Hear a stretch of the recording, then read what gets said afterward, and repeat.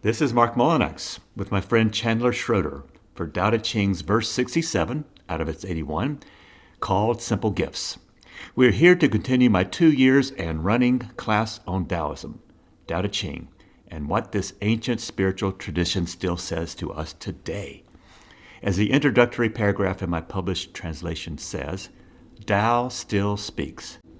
After 2,500 years and hundreds of translations, this text remains a lively source for thriving and living wisely today, when so many other spiritual traditions have diminished. Then I make this pretty amazing claim. Those who grasp Tao achieve the utter limits of human achievement.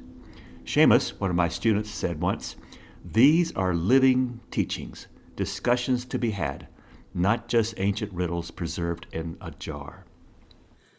When you listen to the ground and you put your roots down, you can hear what she says if you're listening.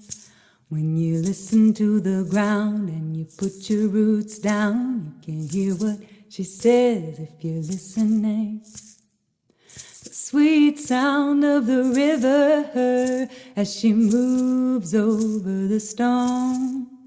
The same song that the blood in your body sings as it weaves around your bones.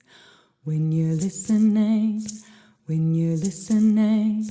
are you listening? Humility and human come from the Latin word humus, dirt. A human being is someone taken out of the dirt. A humble person is one who recognizes that and even rejoices in it. Richard Rohr. Chandler, when I quoted myself a minute ago about how those who grasp Tao achieve the utter limits of human achievement, could I be right about that or wrong? Somewhere in the middle? What do you think about that? Well, Mark, I think somewhere in the middle because that's what's comfortable, but I think more right than wrong.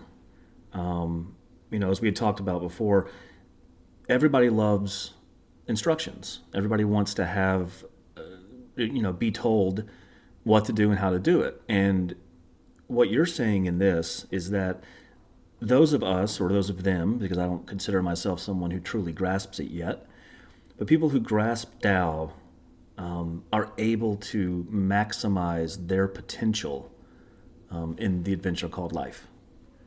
Well, Chandler, I'm going to stand by my words from 5 years ago, for I think we live in this dialectic, or a back and forth and round conversation with all that there is, was, and shall be.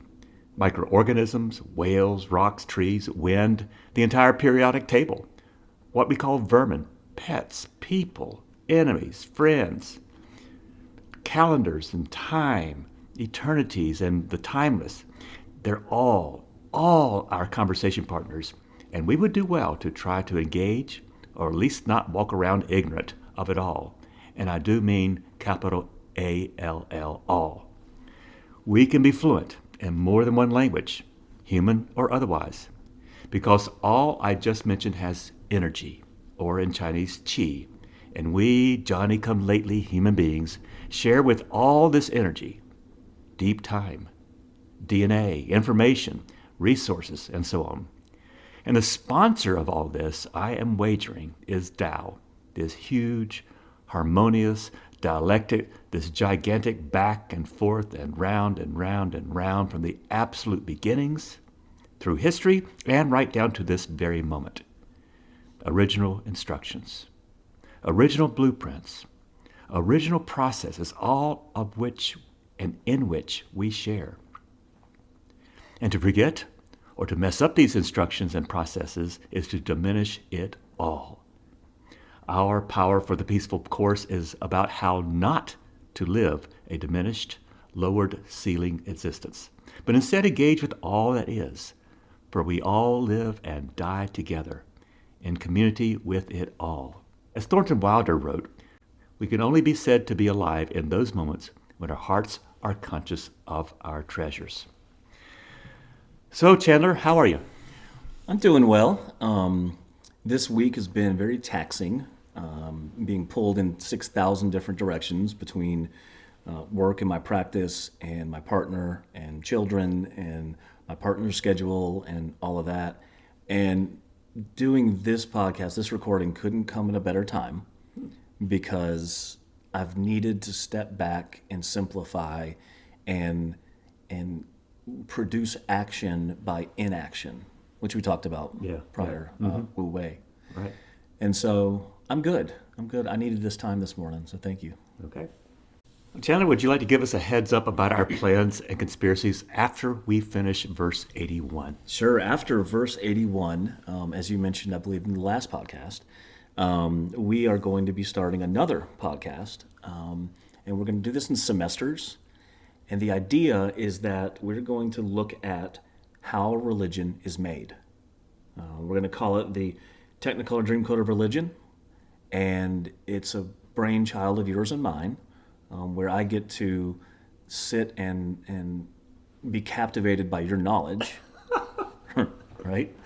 And throw a wrench in that, and ask some of those questions. And on my side of things, to take it from a psychoanalytical standpoint, and let, as you said before, get under the hood.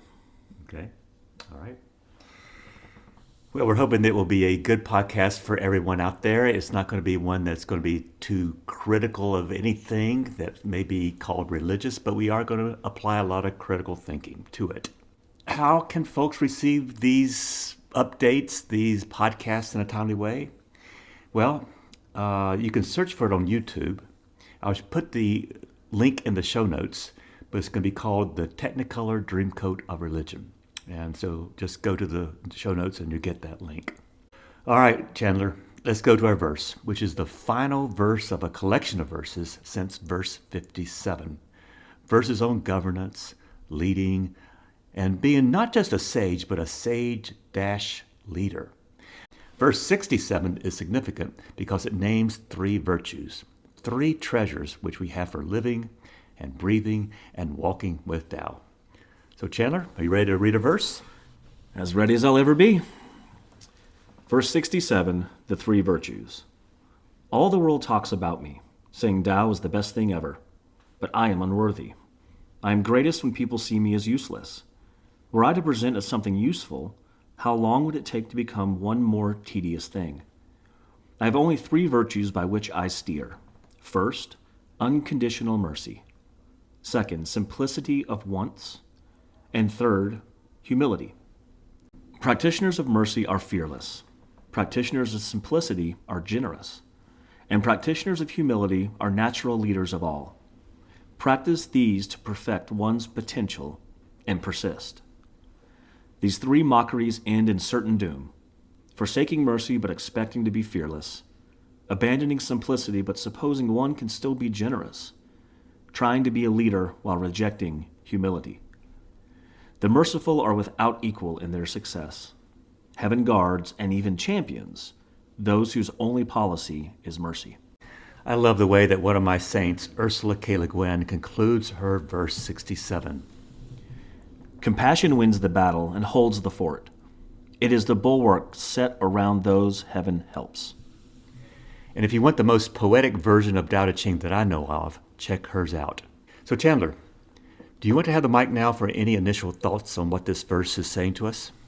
Sure. I'm not going to go too in-depth because I like to learn as we speak, but it is, as I said earlier, it is an instruction manual to me. Tao Te Ching is a way of living that does not put us at a stalemate. It is a way to help us flourish and thrive, and do that by understanding the interconnectedness of everything there is. So I guess my initial thought is I'm really interested to look at this and say that, okay, look at the major religions that there are out there. There's always a figurehead. Mm-hmm. And sure, if we think about it, Tao and Wu Wei can be a figurehead. But more than anything, it is a way of life, an instruction manual. And thank God it's not one like IKEA. That's impossible to figure out. It's beautifully simplistic, and it's how I want to live every day. Okay. So there's no insert tab A into notch C minus. On the yellow side, part B. Yeah. No. Yeah. Okay. All right, let's begin with the Chinese text itself. I have three word nerderies in this verse. First, there's this word I, as in me, first person singular. This word for I appears in Tao Te Ching only 19 times, 7 of which are in verse 20, 4 in verse 57, and twice in this verse. Who is this I? Is it the sage? Is it Lao Tzu? Or is Tao actually talking about itself in the first person?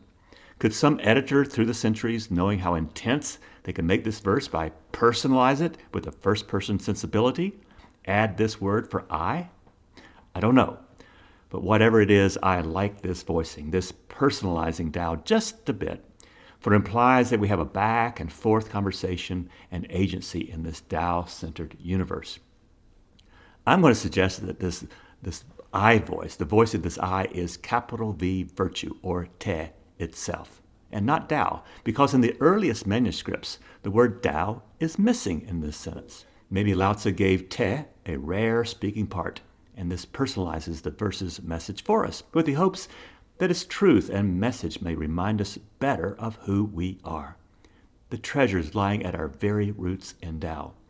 And when we realize yet again our roots, that is who we really and truly are, then we have the radical freedom to be the servant leader, to drop our paltry concerns and actually help others, and become useful as we spread our three gifts and treasures on to others. As Liu An said, In all the vicissitudes of their lives, sages are of one will, never forgetting to benefit people. 2. The next word nerd example is jian, or frugality, found in the phrase describing this verse's second treasure. In my translation, it is called simplicity of wants. This word jian is often found associated with the uncarved block idea of one's original, unspoiled state before society got its fingers in us. I think the intent here is to highlight the economy of nature that does not create an unnecessary thing nor waste a thing either. If you want to apply jian to the moral and ethical life of a person, think simplicity of desires. And I'm betting you are a better person when you're simple and frugal in your life's many dimensions. Our last word in our discussion is the word we know in English as endure or persist. In Chinese, Chang, suggesting an old person or a man with long hair full of wisdom. Indeed, a wisdom vessel. Now, if you use the previous two Chinese characters in this verse with Chang, in the phrase here we can read it, Ching, Chi, Chang, then Chang intensifies from just persisting or enduring to the sense that a person who practices these three treasures is already a sacred vessel of the highest honor, one who is personified, Christians would say incarnated, in the chief minister or even the leader of the world. And that's who Lao Tzu says you'd want as your leader, your sage leader.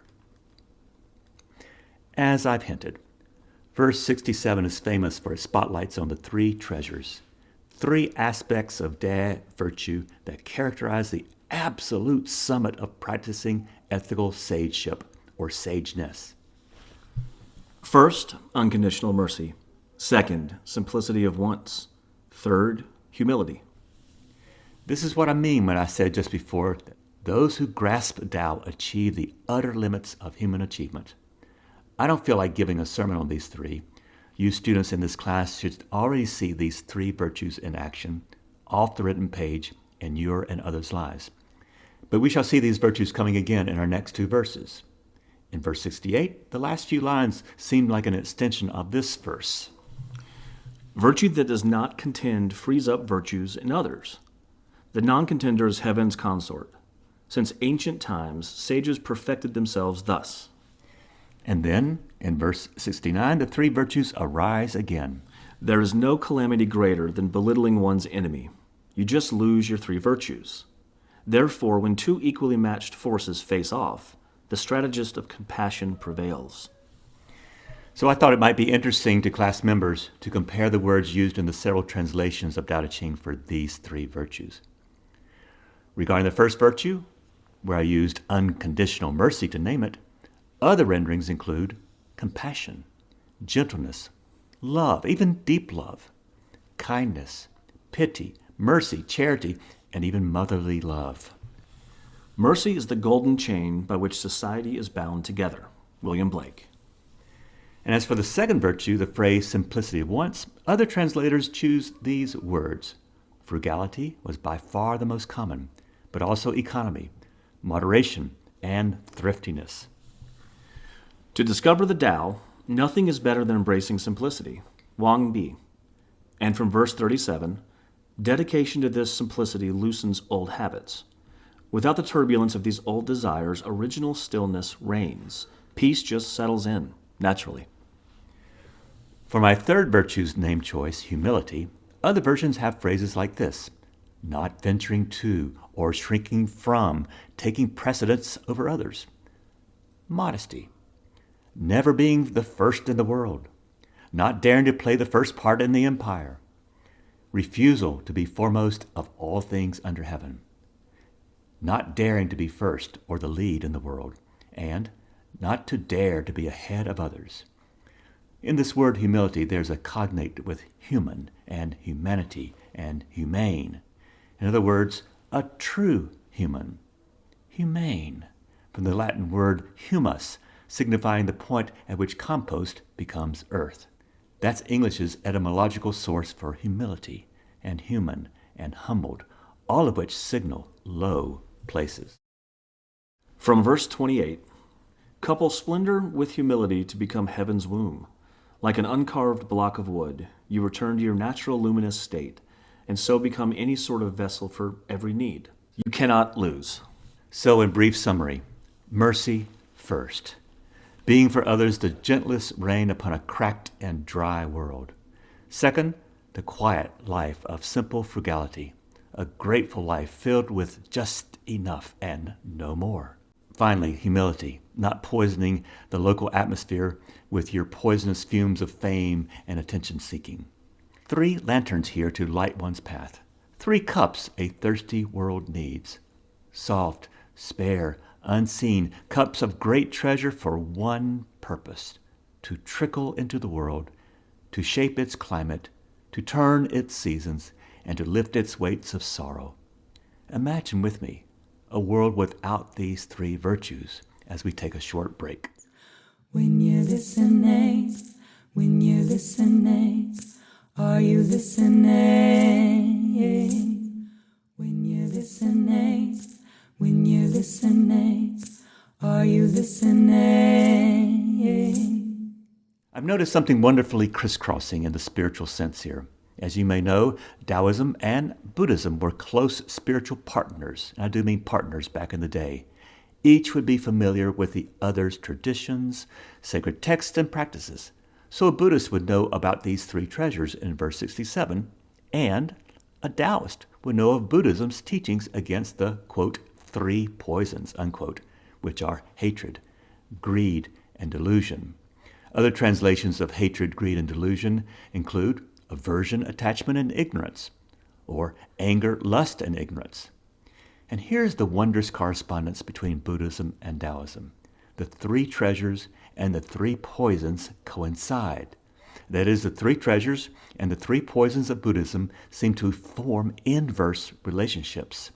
Taoism's 3 treasures act almost like antidotes to the poisons. Put another way, if you don't practice your 3 treasures, you are more likely to practice the 3 poisons of Buddhism. So I see this really cool alliance among Taoist and Buddhist in China. And here's my short exposition on each of these 3 pairs. First, compassion or mercy versus hatred. The first treasure, compassion or unconditional mercy, counters hatred or anger. In Taoism, this treasure encourages a deep, unconditional kindness towards all beings, which positively neutralizes the divisive and destructive nature of hatred. Hatred, as we know, creates separation, while compassion fosters unity and harmony. And Buddhism has a very robust teaching on being active compassion bearers to the suffering beings of the world. In Buddhism, there's an oft-recited vow to liberate all beings from suffering, which goes sometimes like this: as long as there are beings suffering, I vow to become a Buddha to liberate them all. Or, beings are numberless, I vow to save them. What is a holy person? The one who is aware of others' suffering. Kabir. With compassion, even enemies turn into friends. Without compassion, even friends turn into enemies. Shabkar Sodrak Rangdro. Second, simplicity versus greed. The second treasure, simplicity of wants, is the opposite of greed or attachment. As we know, greed is about grasping for more, usually thoughtlessly, while simplicity embraces contentment with what is. Taoist wisdom often emphasizes naturalness. Ziran, and non-attachment, Wu Wei, mirroring Buddhist teachings on letting go of desires and attachments, especially to one's imagined idea of self. Why? To reduce suffering. That's been one of my mantras. Focus and simplicity. Simple can be harder than complex. You have to work hard to get your thinking clean to make it simple. It's worth it in the end because once you get there, you can move mountains. Steve Jobs. Finally, in this dyad, the third Taoist treasure, humility, or patience, responds to the third poison in Buddhism, delusion or ignorance. Delusion arises when the mind clings to illusions of self-importance or false senses of knowing. Humility, on the other hand, keeps one open to the flow of Tao all around you, and one can more easily embrace the mystery of existence without captivity to ego-driven illusions. It was pride that changed angels into devils. It is humility that makes men as angels. Augustine. So in sum, the three treasures can be seen as a Taoist remedy to the poisons that Buddhism warns against. Talk about handshaking among religions. Centuries ago in China, many Taoists were Buddhist, and many Buddhists practiced Taoism. Both traditions sought balance. Taoism approached it through the effortless flow or wu wei of who we were born as, while Buddhism emphasized mindfulness and insight, vipassana. The two perspectives align beautifully. When you're listening, are you listening? When you're listening, are you listening?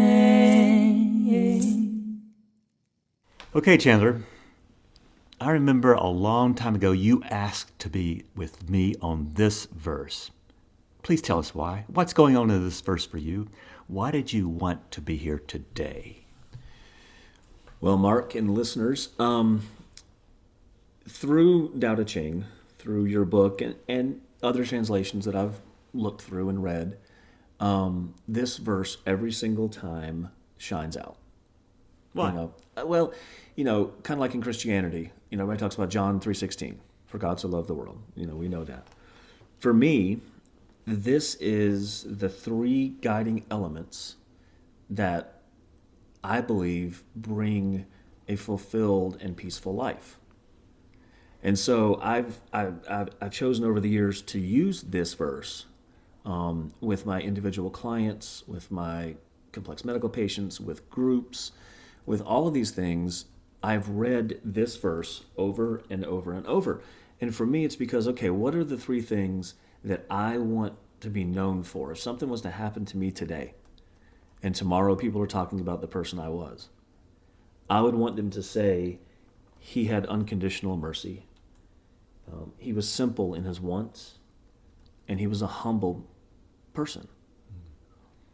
If I can leave this life with people saying that, and even more important to me, if I can live this life working toward that, it's my instruction manual. For me, I take these three things, and they are interwoven through the rest of Tao. They're even interwoven through other worldviews. We talked a lot today about Buddhism. But if you look at Hinduism, you look at Islam, you look at any of the other large, great religions, and these three things rear their head with them too. Mm-hmm. We're just fortunate because the book that we're reading from came before all that. Okay. So for me, it's going to the source, and it's the way that, let's take my kids, for example. I have in total 5 sons. And if I can sit down with them as they get older and see in them, a merciful, compassionate person, someone who is simple in their wants and needs and desires, and somebody who is humble, no matter how powerful they are, that's the sage leader that I want. Okay. So, all right. What you remind me of is 3 images, 3 mid-course correction tools. Okay, so you're living your life and you have these 3 mid-course correction controls, and it helps you to stay focused on your goal. right.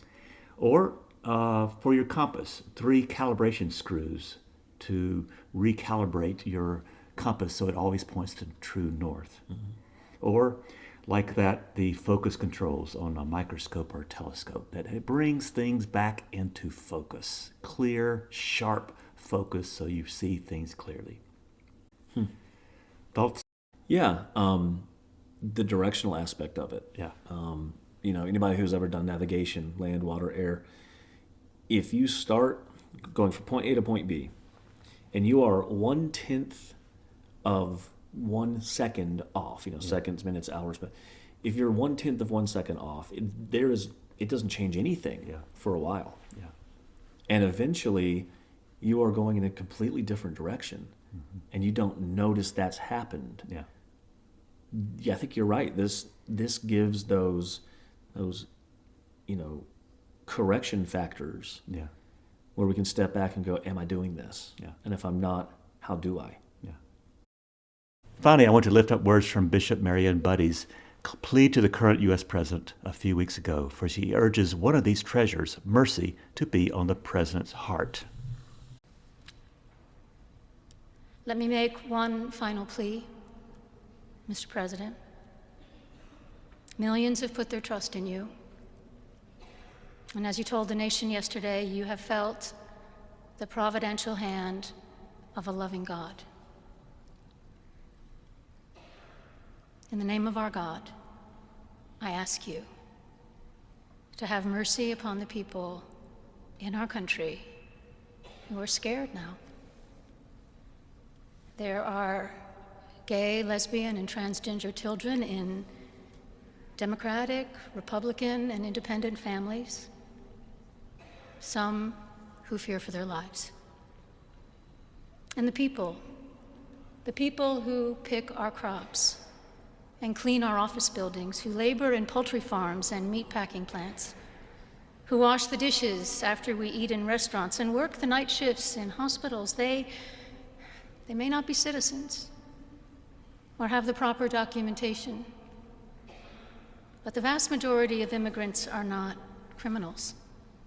They pay taxes and are good neighbors. They are faithful members of our churches and mosques, synagogues, wadara, and temples. I ask you to have mercy, Mr. President, on those in our communities whose children fear that their parents will be taken away, and that you help those who are fleeing war zones and persecution in their own lands to find compassion and welcome here. Our God teaches us that we are to be merciful to the stranger, for we were all once strangers in this land. Thank you. Let's bring this home. As Oko Yono declared, We've been filled with great treasure for one purpose, to be spilled. so if you want others to be happy, practice merciful compassion. If you want the world you're in to be less stressful, practice simplicity. If you're tired of unceasing ego displays that vie for our precious attention, then practice humility. Mercy, simplicity, and humility are necessities, not luxuries. Without them, the world just don't make sense. Without them, isn't it obvious? This world and the humanity it supports cannot survive. So homework, and I do mean it this time. Choose one: compassion, simplicity, or humility. Write it down on at least 5 Post-it notes and place these in rooms where you live and work. And just see what happens over the next few days. For compassion, simplicity, and humility are part of our original equipment. Treasures just awaiting our open-handed release of them. Finally, as we usually do, here's my kid-friendly version of verse 67, called The Three Superpowers. People say the way is the best thing ever, but I don't try to be special. When I act like I was the best, I just become one more thing I get tired of. So I have 3 treasures to guide me. First, kindness, caring for others no matter what. Second, simplicity, wanting only what I truly need. Third, humility, knowing I'm not better than anyone else. When you're kind, you're brave. When you're simple, you have plenty to share. And when you're humble, people trust you to lead. But if you throw away kindness and still try to be brave, and if you're greedy but still think you can be generous, or if you act like a boss without being humble, things will fall apart. The kind-hearted will always win in the end. Why? The universe takes sides with those whose only rule is kindness. This free podcast is a production of many. Thank you, Chandler Schroeder, for your 4th time on this podcast. We lift up Audrey Davis for her artwork and Molly Hartwell for her free use of her song and voice. Fortress Press holds the copyright for quotations from my Ching translation used here. May your days begin in virtue peace and become the kind, simple, humble places where hope multiplies. Are you listening?